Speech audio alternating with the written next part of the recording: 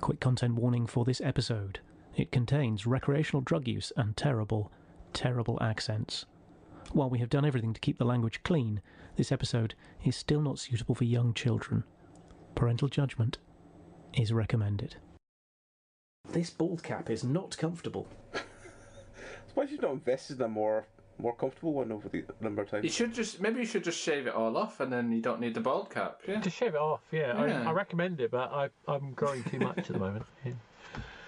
I'm not sure I'm quite ready to go full Statham. Although for the live show, I did grow stubble for a few days. You did it, which very resulted strange. in nobody commenting except Russ from EN World, who told me I looked, and I quote, more haggard than usual. So I didn't want to say, but I mean, you also remember most of us don't see you in person very often, so having been able to compare and contrast is very difficult. Point of reference. Apparently, Russ does see me often enough to, in the twice a year when we see each other, to feel comfortable to say that to me. I just assumed he's quite a guy. I just assumed that the long weeks you'd been having before that had just caught up with you, and I didn't want to dig too deep. I appreciate your kindness, Adam.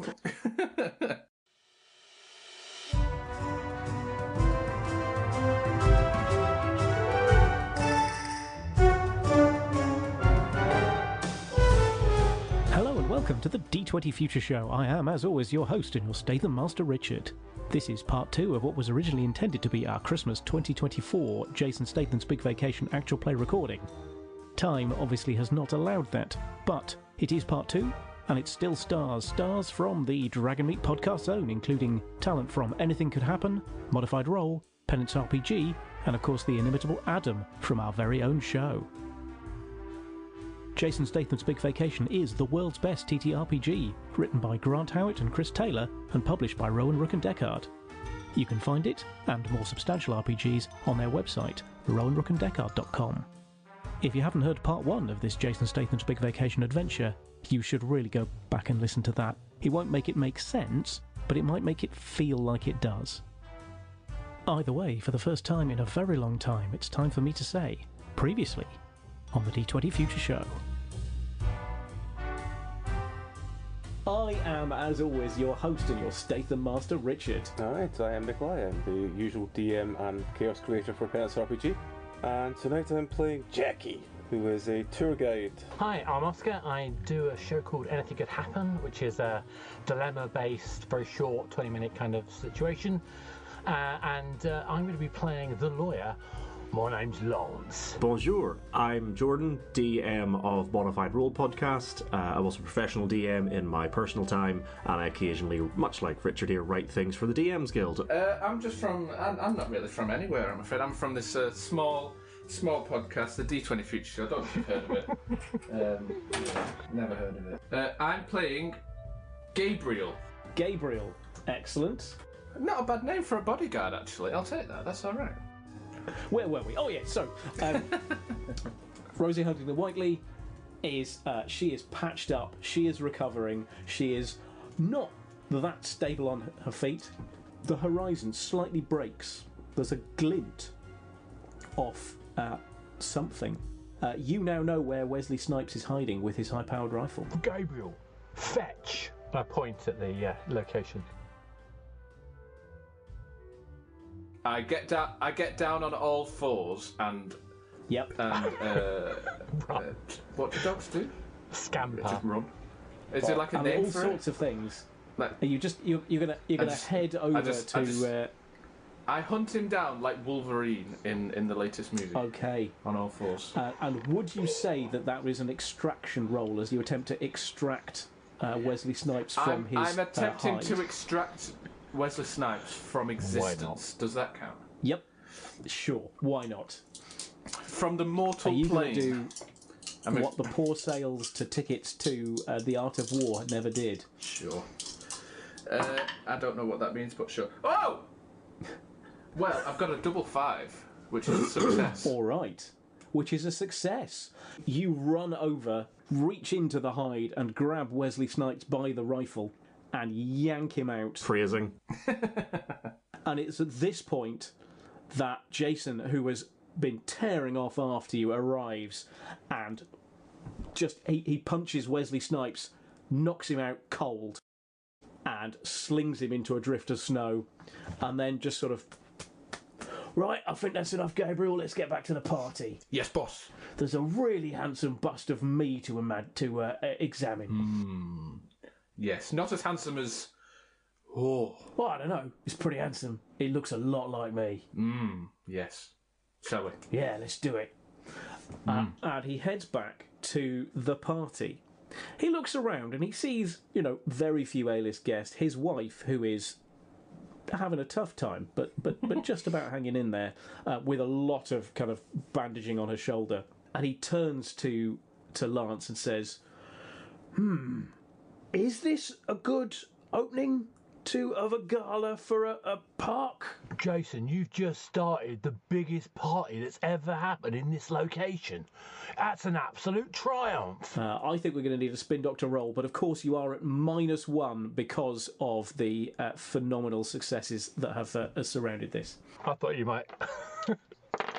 And I rolled a 7, which would normally be a success, but is not with the -1. No, -1 brings you down. Oh, is it -1? Oh, it's a success. I got my head wrong right. Yes, it is a success, yes. It is because of the fantastic venison canapes. Jason looks round and he goes, you know what? It is. It is the biggest party this bit of rural Lapland has ever experienced. It's the glamour. The agent over there talking to... Is that a real person or a snowman? Oh no! At this point, you look over to the buffet table, and Spunky is just sprinkling cocaine on the venison canapes. Okay, he's back to his narcotic Where ways. he failed the first time, he's sure to succeed this time. Shall we find out? Let's not. Let's not and say we didn't. I think we should. Oh, damn it. Okay, so this one's a 2. So everyone's going to be having a real good time. Yeah, the conversation flows very quickly. Very quickly, very intensely, but there's not a lot of listening, there's a lot of talking going on as the gala continues. And Jason kind of pauses, relaxes, sits back, strikes the same pose that the massive statue of him is, and just kind of enjoys the beauty of all of this. And he says, do you know what? Just makes you think, without my sponsorship deal with World of Tanks, a real thing, listener, none of this would have been possible. I think we can all thank the warfare that has gone on over the many generations for this wonderful party, and I think we can all agree it's worth it. Right, we've had a successful gala opening of my Stath Park here in rural Lapland. Let's roll for the next scene. It is... Right, well, we're going to re-roll that because we can't have hired goons twice in the same Jason Statham adventure. Hired Become goons. some sort of running plot element. So, I need to go. What I need... Come on, Jason, you got this. I believe in you. You got this, buddy. You got this. Sorry, it's just that I have read the words a sexy lady Statham to distract him. God, Jason. I've forgotten that was in the random table. That isn't what I rolled. I just read it and couldn't carry on. Have you got a lady wig to put on top of the bald cap to portray that? Probably. Somewhere in my house, I almost certainly do. I think my wife wore a wig to a party once, so I think I probably do. No, I've had a lovely time.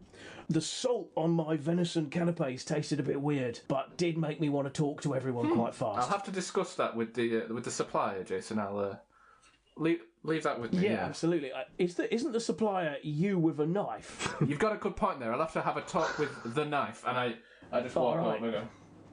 Okay. While he's doing that, Jackie, I really feel the need for a sweet shop. I need to buy some rhubarb and custard, some lemon sherbets, and whatever local Lapland-based candy is. Oh, well, Lapland's famous for its salted licorice. Maybe that kind of thing would suit you. Yeah, whatever's local and traditional. That is what I need. All right. Which way? How about we go over here? There's a majestic, old mom and pop style sweet company just over this ridge. All right. Oh, it's rare for mum and pop shops to be majestic, but let's witness this. Let's have a local knowledge roll as you try and find this Lapland-based mum and pop sweet shop. One and 5 on the Statham dice. We got away with that with Jason. Okay, so the ridge that you walk over is in fact a dam, and you can see in the distance the most traditional sweet shop you've ever seen. It has the sign kind of styled to look like gingerbread. It's in the distance. Unfortunately, as Jason steps on the dam, you see a crack forms, and another, and the whole dam, there's this big crack, and the dam is about to collapse. Jason! Gabriel! And I just charge towards him, and Yep. I'm attempting to rugby tackle him. Yep. I'm going to pick him up and just like run as far as I can. Just extract him from the situation. Some would say. Extraction. Yes. I'm going to extract Jason from the danger. Yes. That's a 2 with a 6 on the Jason. Jason, what's it called? Okay. The other word. Yeah. You rugby tackle Jason. Drop, roll, and by the time you're stood up, you have him in a fireman's lift as you just run. As the dam cracks, the water breaks, you're just running just ahead of it. The rest of the crew are mysteriously keeping up. No, they're not. They're left behind. They're just left behind, and Jason's running. Jason's just kind of going on top of you. Your fireman's lifting him all the way across the dam as you reach the sweet shop, and then you turn around and bloop, the rest of the party have just caught up magically somehow in a way that the game won't explain. Yeah. Oh yes, we have the teleportation devices. Catch-up mechanic. I always forget about those. We're contractually obliged to be within 5 metres of Jason. It says otherwise. It's there in the small print. Unless the story says otherwise. Unless the story says otherwise, correct. It is in the small print of the contract I made you all sign. The one that Lance prepared a bit too enthusiastically, if anything. He was a bit too happy to say, yes, I must contractually oblige myself to sleep within 5 metres of Jason. However, Jason arrives at Jason arrives at the sweet shop. Ding, ling, ling, ling. The door opens, and in it, in an absolutely dead-on Lapland accent, the couple behind the bar say, "Welcome, welcome." Dead-on Lapland accent. Welcome. You've come to buy some of our candy, yes? Yeah. I'm told that your salted licorice is the best thing in the world. Why, yes, it is. We had a competition, and a bowl of salted. Each of you are encouraged to take a piece and chew it. It is powerful, but Jason is satisfied. He has been to a sweet shop. He has tasted local candy, and given that you managed to survive the dam breaking just with one roll, we've survived scene 3. This is all going very well. What can scene 4 possibly hold to at least spin it out for a bit longer? I can't help but notice that the first encounter took ages because I had nothing to do, and then we've just powered through that. Let's get on with it. None of this. Jason, you're having some sweets. Let's go. I mean, at this point, all I've done is I've sort of given up on the Jason Statham lore and the field actor, and I've just, in the break, looked up a list of commonly used recreational drugs, and I'm trying to find ways to wedge them in. I thought you were going to say you were just having it was Jordan's big vacation, and you were just off. Having a bump. Right, well, we've been to a national park. I've opened it with a very successful gala. Apart from one small incident, but nobody's perfect. Sometimes Wesley Snipes does get in with his high-powered sniper rifle. What can you do? We've been to a sweet shop. That's fine, but I do feel the need for a bit of culture now. So I would like to go and see an art gallery. In Lapland. Yeah, I'd like to see lap art. Oh, the finest lap art. I mean, are we talking of the more dancing kind, or... No, I want to see an art gallery. Sorry, I couldn't have been clearer. I want to see beautiful things in frames, on walls, painted ideally by dead Italians. Well, I don't know about dead Italians, but there's the Sami people. They've got like local art. They're all from this region. So if you want to see some native art, there's some amazing stuff around here. All right. Yeah, okay. If you've got some dead local people who've painted some things that are well good, then I'm up for it. Bit of culture, bit of local culture. I don't know where they are myself, but I'm sure our good friend Jackie will be able to find them for us. Oh, I mean, like, if they're not already dead, we can take care of that as well. That's not a problem. Yeah, if you need me to kill some locals, I'm there. All right. I'll kill some locals. We'll find the art first, and then we'll find out whether the artists are alive or not. And then you can buy the art, and then we can kill the artist so it's worth more. Yeah, we got this. Yeah, no, this sounds like a plan. All right. Is that what they call cultural appropriation? No, it's called... No, this is what they call the Royal Museum of London. Oh, that's right. It's called being British. All right, well, I guess I'm finding we can all an sit in the implicit criticism of imperialism then. Good. Hey, I'm Irish, it's fine. You guys. Yeah. What did we ever do to the... Oh, yeah, no. Oh, yeah. Oh, yeah. Oh, yeah. Yes, the British Empire was complicated and generally non-ideal. Let's all agree that history is in the past. Shall I try and find out art deal Yeah, thing? Then? please, because otherwise we're going to start feeling very much kind of, whatever the British Empire version of white guilt is, quite a lot. I think that's just white I'm guilt, Scottish, let's be honest. Literally. The whitest. That's just British. I say 7 and a 1 on the other dice, so yeah, pass. Okay, local knowledge. Yeah, you know where that gallery that Lance was talking about is. Of the Sami people. Right then, Jackie. Well, let's get going then. Oh, sorry, says Jason, and because he's been forgetting to do so, kicks open the door of the sweet shop.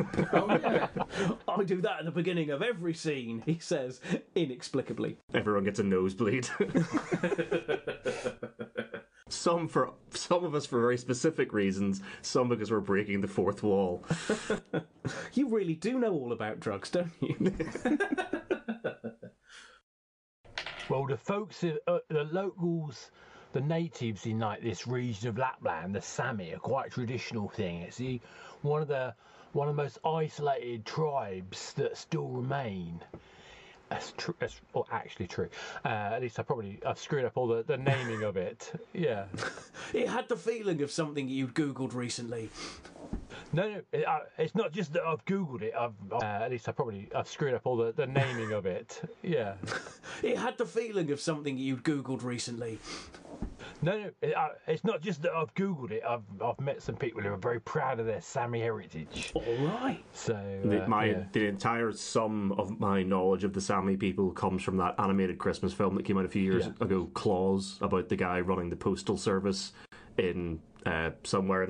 I think it's meant to be like up in sort of Lapland or like that sort of area, and he meets members of the Sami tribe, and the story is going to be like a parody on like the creation of the Santa Claus myth, and the Sami people essentially become his elves in this version of the story. Okay. Exactly. There's lots of reindeer involved. I'm sure we will treat these people's very important cultural heritage with respect over the next 20 minutes or so. At which point, As Jason Statham kicks open the door.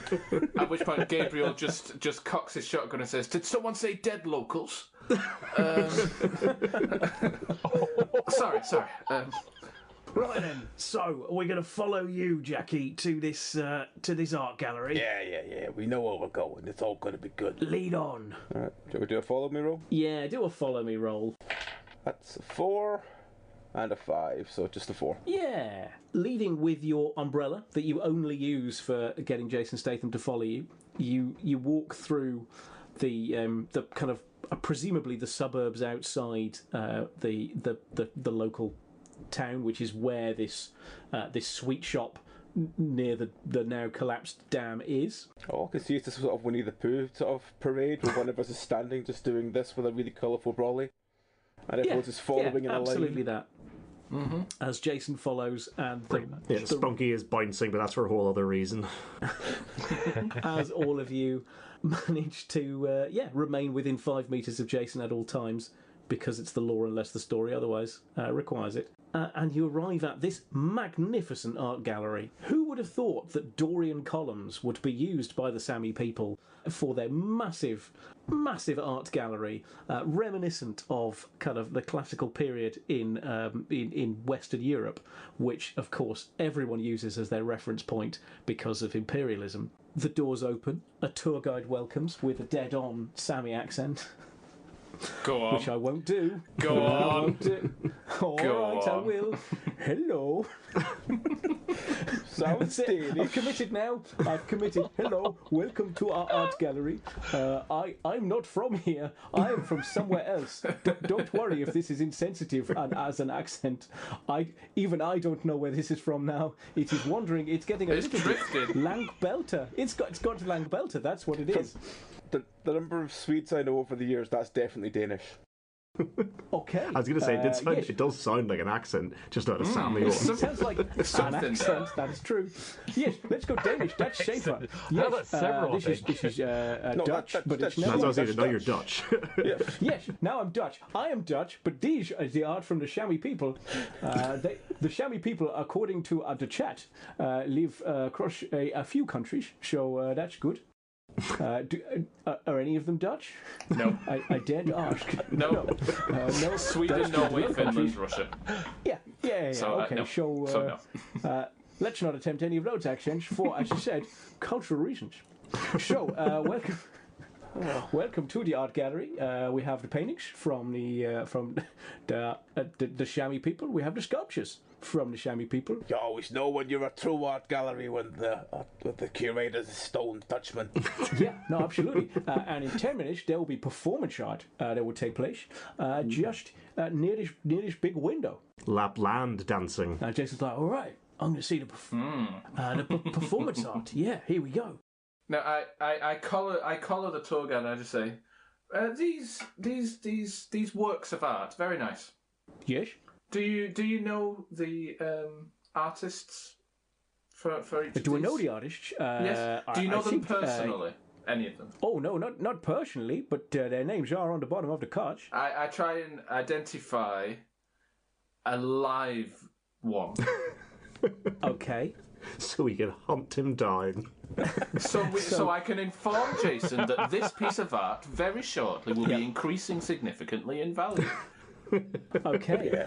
What I would like you to do then in the world is I would like you to tell me which of your abilities, or just give me a roll under 4. I'm going to extract some knowledge from the placards underneath each picture.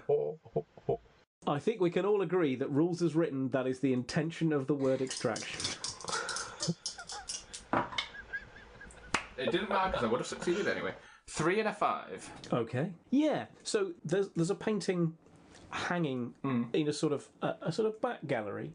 It's snow leopard in snow.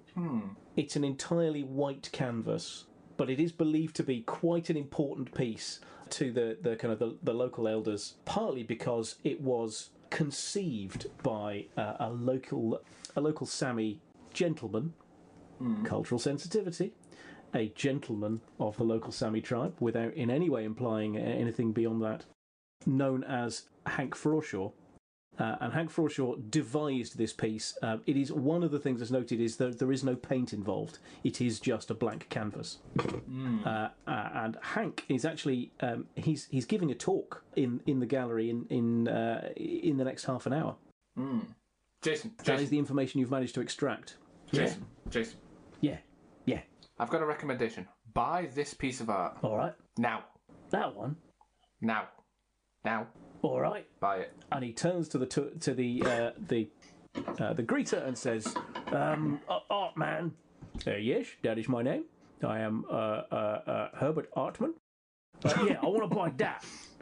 You wish to buy a snow leopard in the snow? Yeah. Well, all right. It is 10 million pounds. That is quite a lot of money. Yeah, all right." And Jason just starts to count out 50s. Yeah, it's got, and hands there over. you go. Yeah, There's spare change. yeah. There you go. he hands it over. Do you want to collect it later today, or can we maintain it on view for your purposes? I'm getting a shake. Hang on. Take it. What's Take that? it. What's the plan? Take it home. I'm going to now. take it. Take it. Going to take it home. Put it in your back pocket. All right, Artman.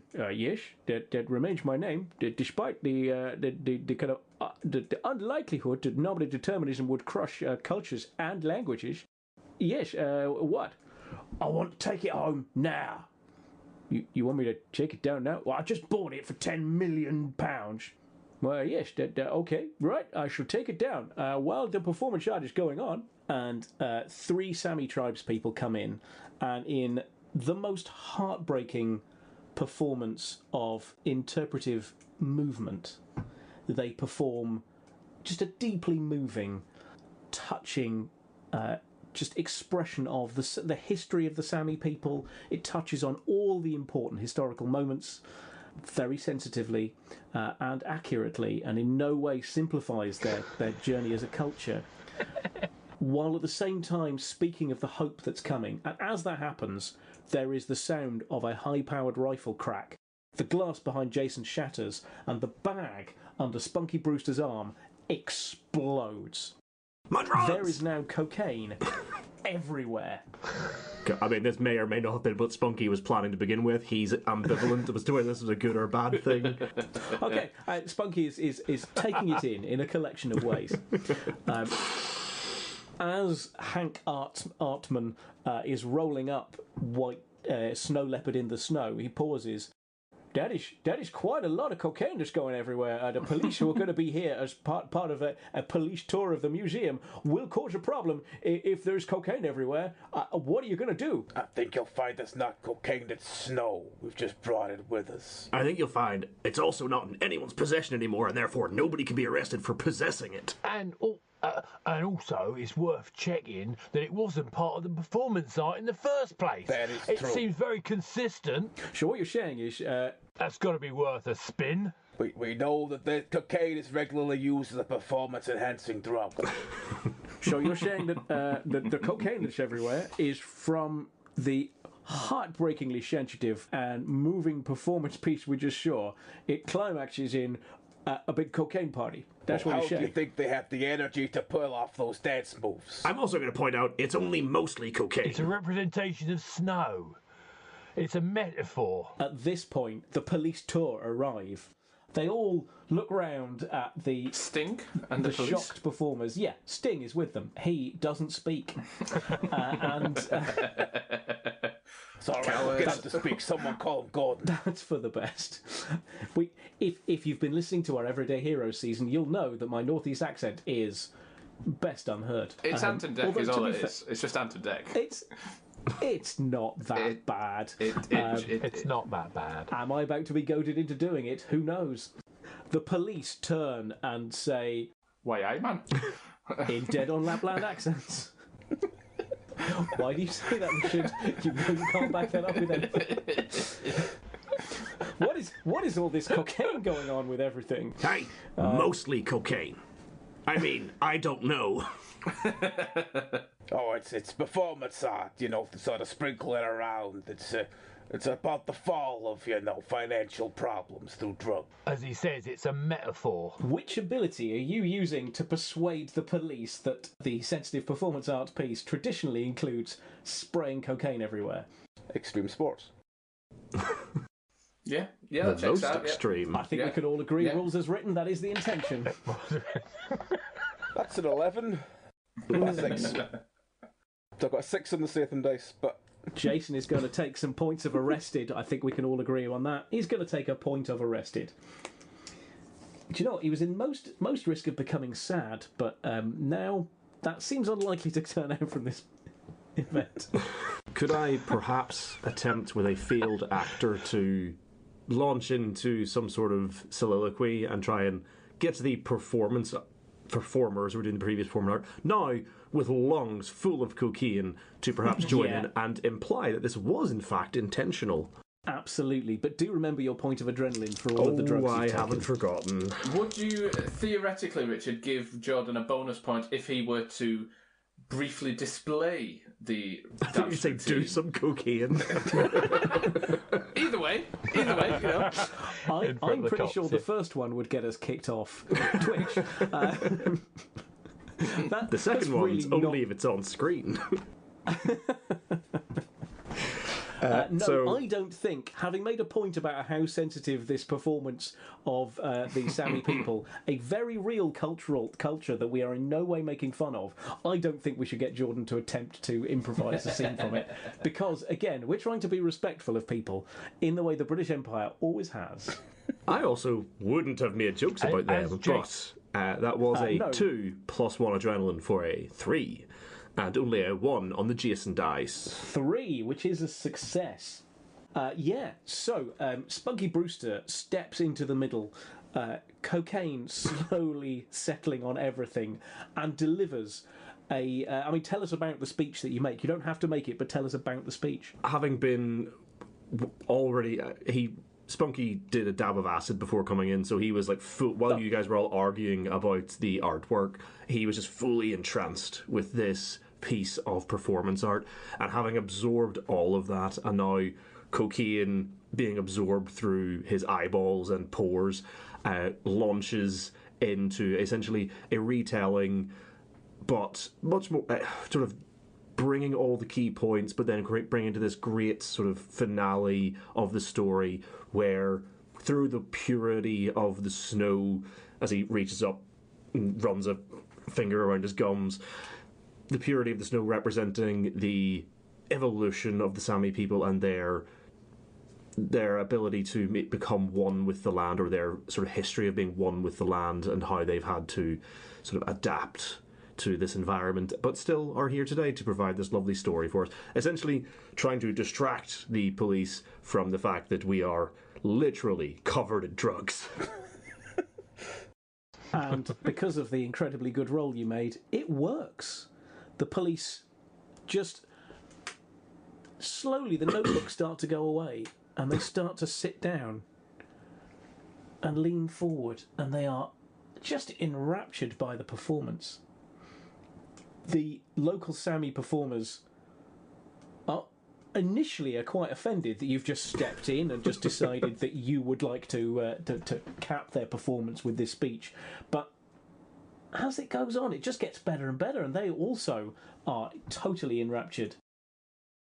Yeah. Excuse me while Jason, I tell you about your people's history. Let the white man in the room step in for a second. I believe they're the best at doing it.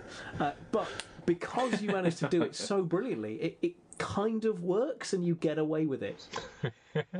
And Jason, who is just rolling up the white snow leopard in the snow, tucks it under his arm, just leans over and says, "Do we have an appointment to get to?" I think we've got contractual blight. Oh, Haven't we got a painting whose value needs bumping?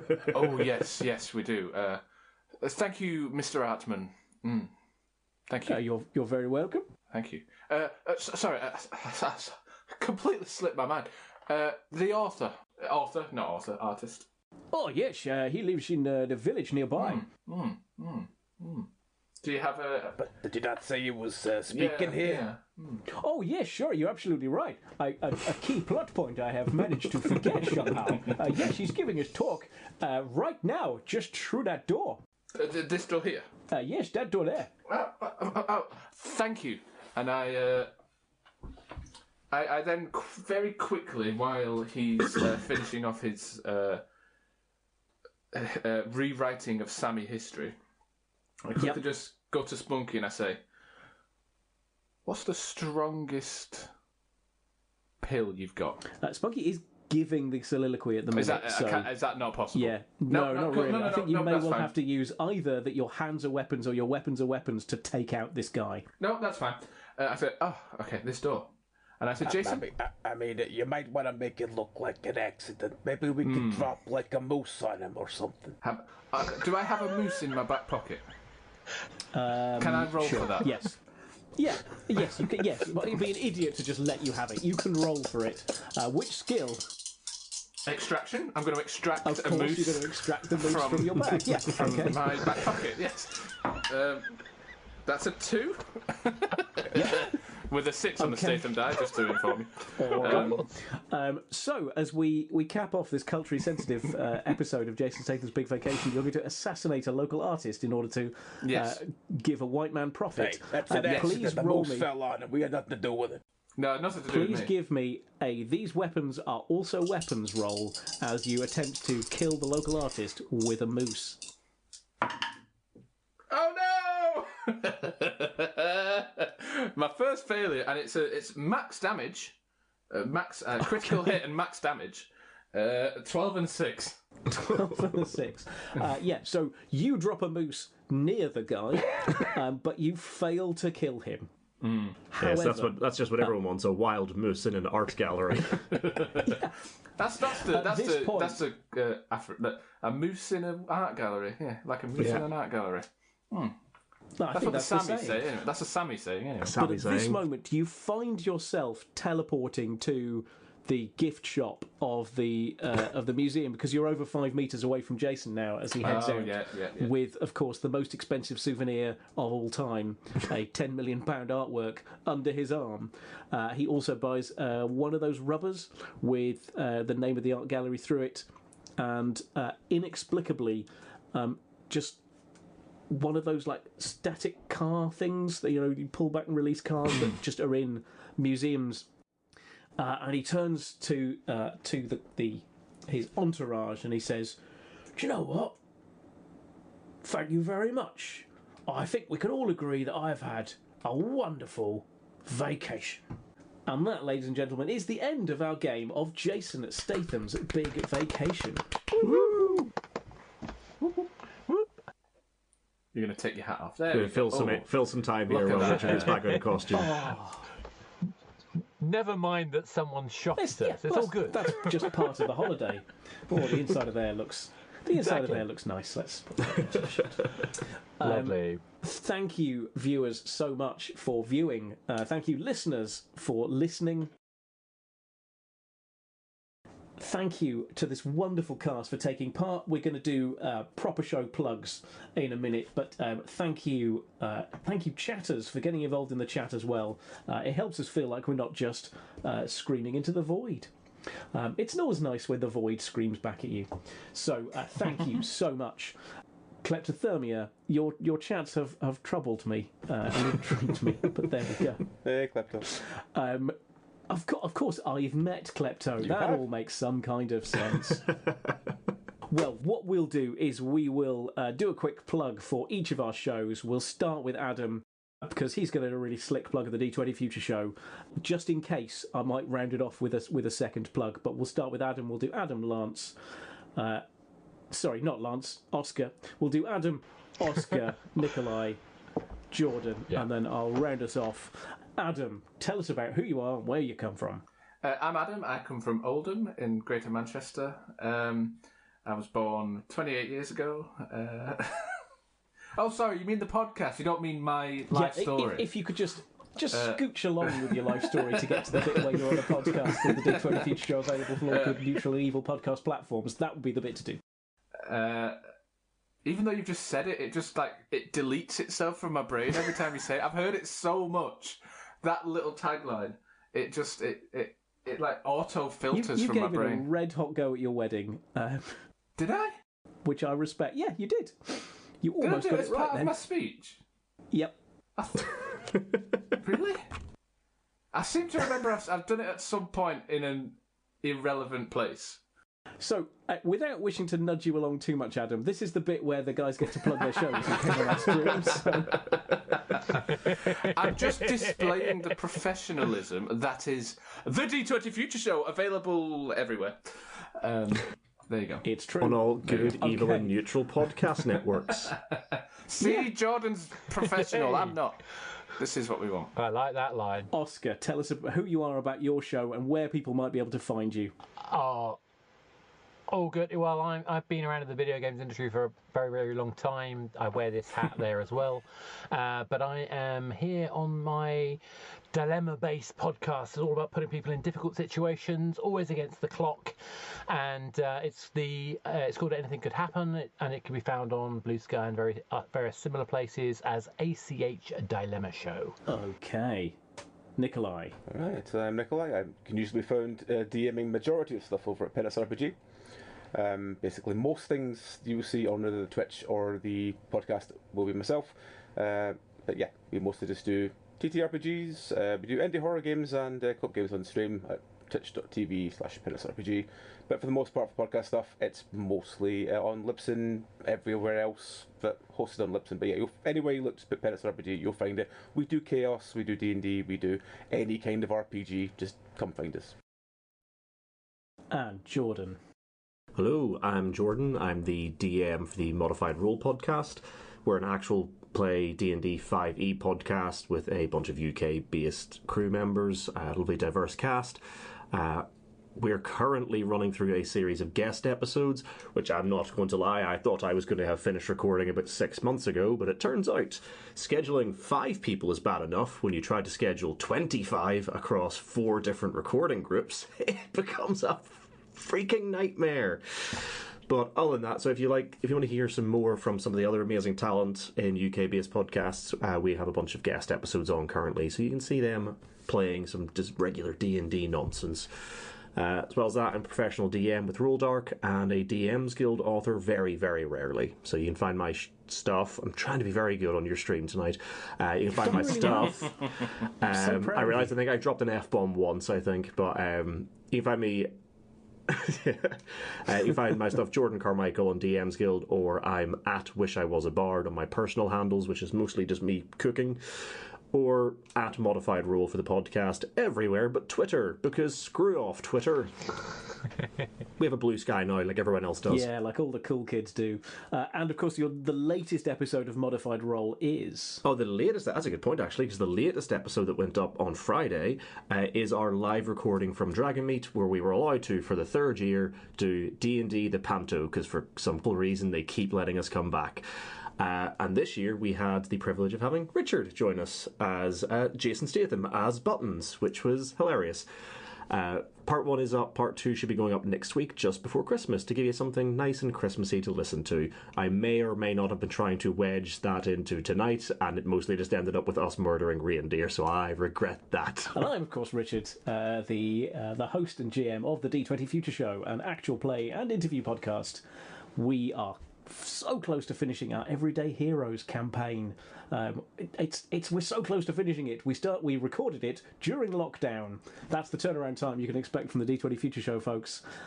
Sponsor us for a few weeks. Have us putting output for months, if not years. You can find us in all the places as D20 Future Show. Thank you so much. If you're watching on YouTube, this is where we wind up the show. We say thank you so much for watching. Once again, if you've made it this far, you've clearly liked it. Please like and subscribe. If you've made it this far and you hated it, tell us why in the comments at great length, because any engagement helps. Remember to put caps lock on, and then we know you mean it. Oh, yeah, caps lock, absolutely. And then we will be devastated by your witticisms. But we're all going to wave goodbye now. Goodbye. Goodbye.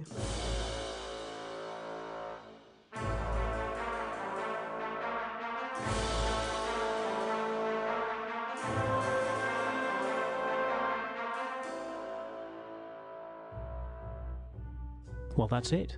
That's the end of our Jason Statham's Big Vacation recording, and the end of the D20 Future Show podcast, at least for a little while. We will be back with the final season of our superhero adventure, set in Manchester in 2035, but only when I have enough of it edited to feel like it can be released with some kind of consistency, so I cannot promise when that will be. The D20 Future Show Live will continue on our Twitch channel. Search for D20 Future Show and you'll find it. It's on every other Tuesday, 18:30 BST. We will be continuing our Expanse RPG campaign set in the Elton system for some months yet. We'd love to have you come and join us. Otherwise, come and find us on all the places you've just heard me plug, but particularly on Blue Sky as D20 Future Show. Or just wait for however long it takes for the next episode of the D20 Future Show podcast. Stop. Oh, I stopped streaming as well. I didn't mean to do that, but I did. That was the end of the show. No. I meant to go and raid somewhere, but I pressed stop streaming instead of stop recording. So that's it. We're